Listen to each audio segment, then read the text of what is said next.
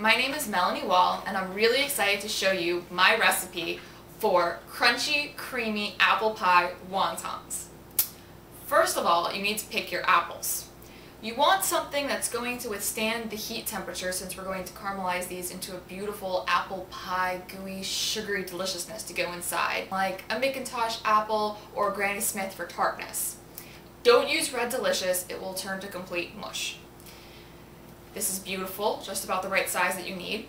If you want something that's a little bit more fragrant and a sweeter tooth, this is a Pink Lady apple. It's also absolutely delicious. In here is also 1 teaspoon of lemon juice. You can use 1 teaspoon of lime juice. It's going to turn to this beautiful, caramelized, gooey, delicious apple pie filling. You're also going to want to have on hand 1/2 cup of sharp shredded cheddar cheese,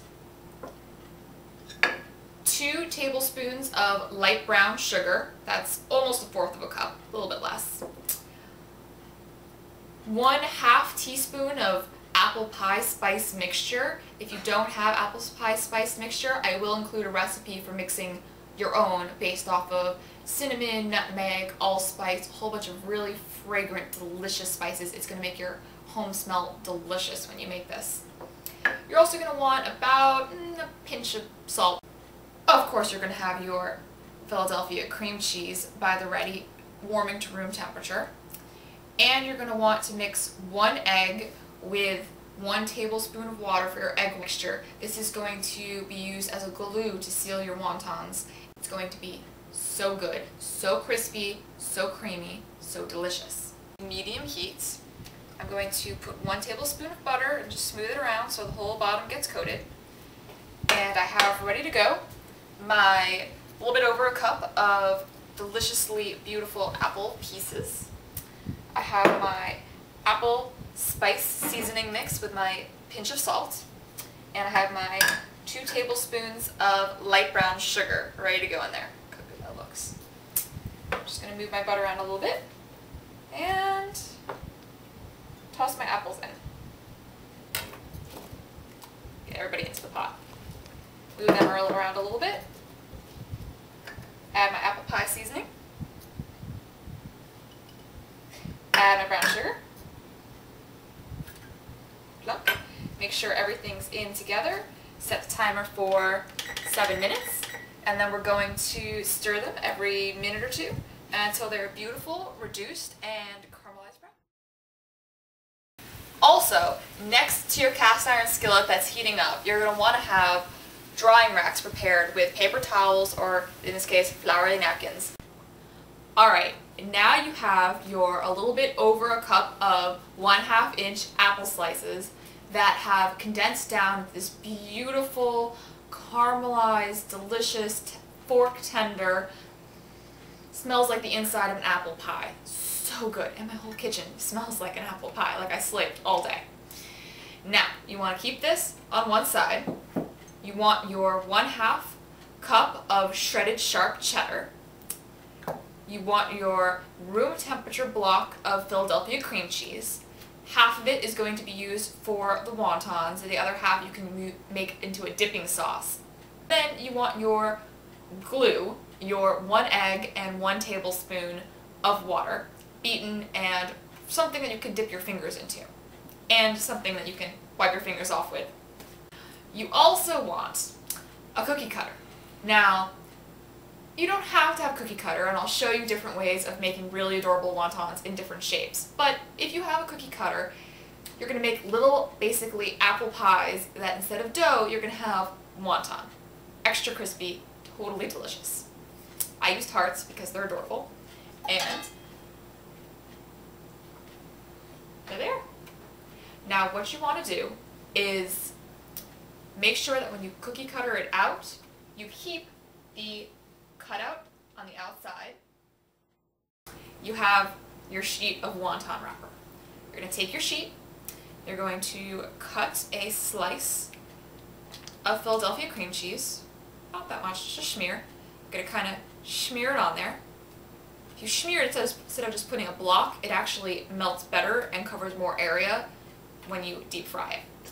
You're going to take a little sprinkle of your sharp shredded cheddar cheese. You're going to take a few pieces of your apple. Be careful, let it, cool down while you're setting everything else up so that you don't burn yourself. You're going to take your trusty implement, your finger, dip it into the egg mixture, seal it on two sides, one side, two side, flip that guy back over. Don't lick your fingers at this point because you have raw egg on them.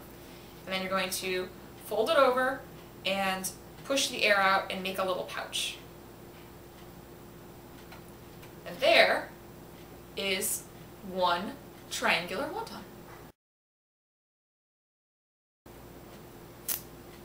Next up, I'm going to make a little beggar's purse. You're going to get your schmear cream cheese, about that much, your sprinkle of cheese, your little bit of apple, and you're going to do all four sides. And this will allow you to have the glue that will hold the ends together when you make the purse. So, four sides, opposite sides, pinch together and meet in the middle. And then your one side goes up and just kind of push it in between the two and then pinch the lower edges. And then do the same thing with the other side. Move it up. So all 4 points are on top. Pinch them all together.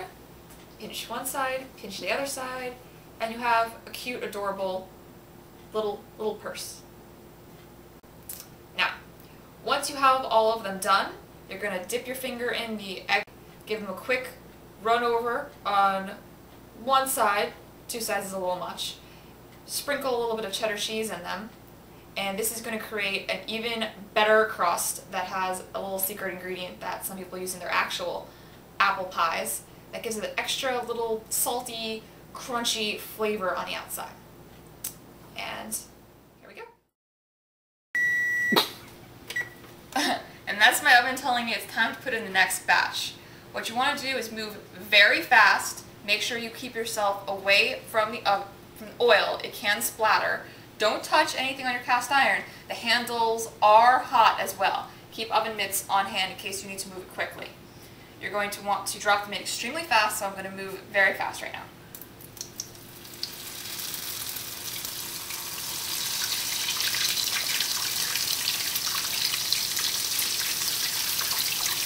Now that they're in, you're going to want to keep your timer at about 1 minute just so you can see the countdown and how fast it's going. Sometimes they take a minute, sometimes they take 10 seconds. It really depends on how hot your oil is, how effective your cast iron is at conducting the heat. These are going really fast right now, so I'm giving them about 10 seconds on each side. So this one's ready to poof, flop. Again, remember that the oil is very hot and it can splatter and get you. You want to use a slotted spatula. And these ones look good. So we're going to take them out. Give them a little shake to get the oil off. Put them on the little cooling rack with their little friends. And let them cool down before you eat them. Very important. I'm going to do the two last ones in the two funny shapes. And I will see you back here for tasting. Okay, so if you decide to go with something adorable, maybe you're having a dinner party and wanted a round of bite-sized appetizers, you could do something adorable like this. With one of those little oriental spoons they usually use for soup. You put about a tablespoon, maybe a little more, maybe a little less, depending on how much you love cream cheese, but just kidding ourselves, I use the whole tablespoon here. Mixed with some of the apple pie seasoning mix. You keep stirring it until it's smooth and creamy. If it's room temperature, which your cream cheese should be, if you were making the whole recipe as one, it'll be delicious right now. So this was my little heart one that I made, and I'm going to do a taste. So I have it on a spoon. I'm going to scoop up just enough for each bite. It's still warm and just gooey in the middle. That's already mixed with the more juices from the apples inside. That sharp cheddar really shines through, and you get a little bit of the salty crunchiness from the wonton around it, and I'm going to have another bite.